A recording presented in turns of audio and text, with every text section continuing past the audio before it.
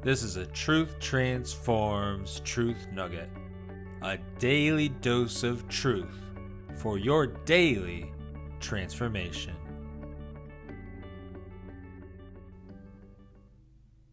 Welcome back to another Truth Nugget. Today we're going to talk about temptation, the importance of recognizing temptations that there are, looking to overcome temptation, and praying for God to protect us from temptation. I was reading a devotional here by Free Grace Broadcaster, and there's a sermon by John Owen in here. I'm going to read you a portion of that about temptation.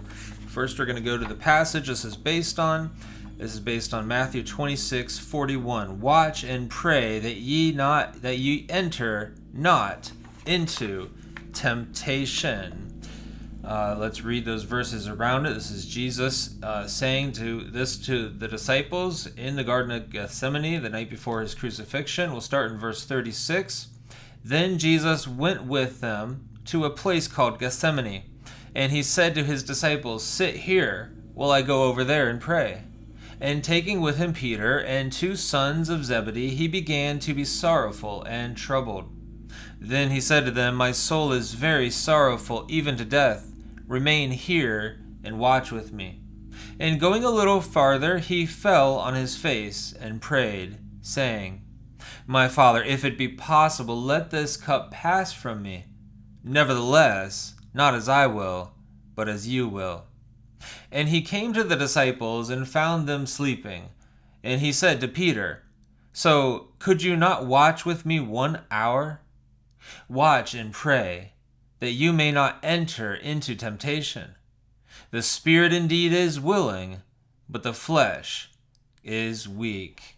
This is the portion that this devotional is based on, the one that I'm reading, and I'm going to share with you. Watch and pray that ye may not enter into temptation. We see that it's important to be alert.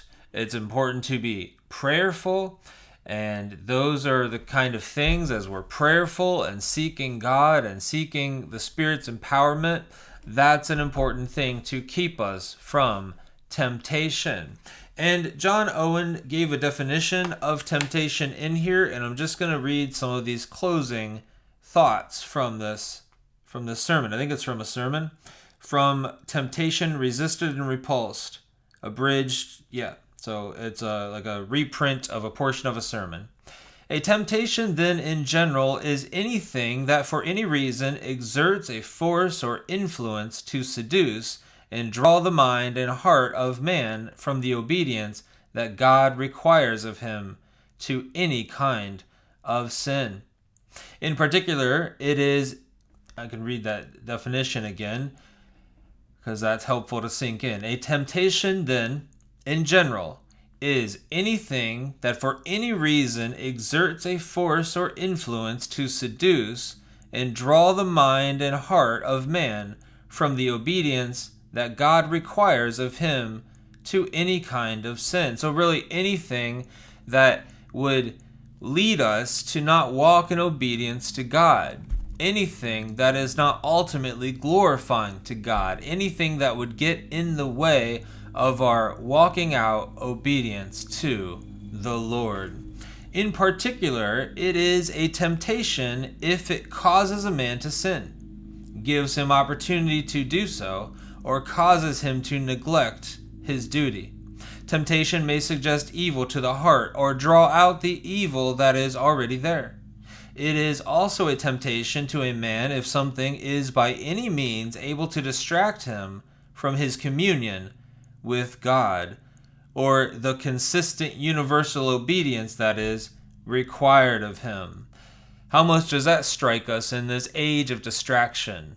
Distractions all around, everywhere you look, whether it be on social media, whether it be on YouTube, there's distractions everywhere.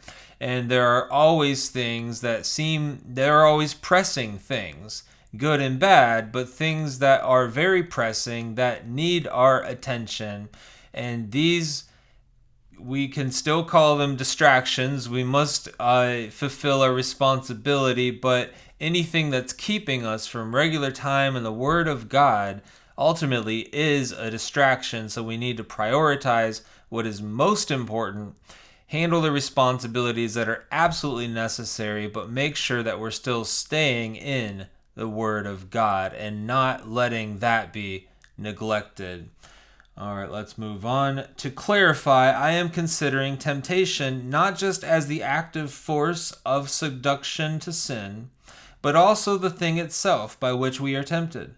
Whatever it is within us or without us that hinders us from duty or provides an occasion for sin should be considered temptation. It could be business, employment, the course of one's life, company, affections, nature, corrupt purposes, relations, delights, honor, reputation, esteem, position, abilities, gifts, etc., that provide the opportunity to sin or neglect duty. These are true temptations just as much as the most violent solicitations of Satan or allurements of the world. Whoever does not realize this is on the brink of ruin.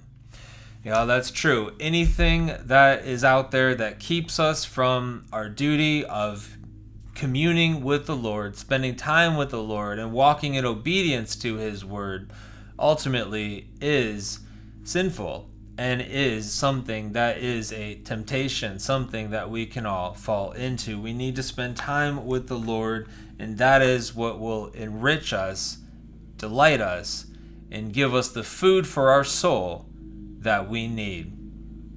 Well, I hope this was a blessing. Thanks for joining me for today's Truth Nugget, and I will see you in tomorrow's Truth Nugget.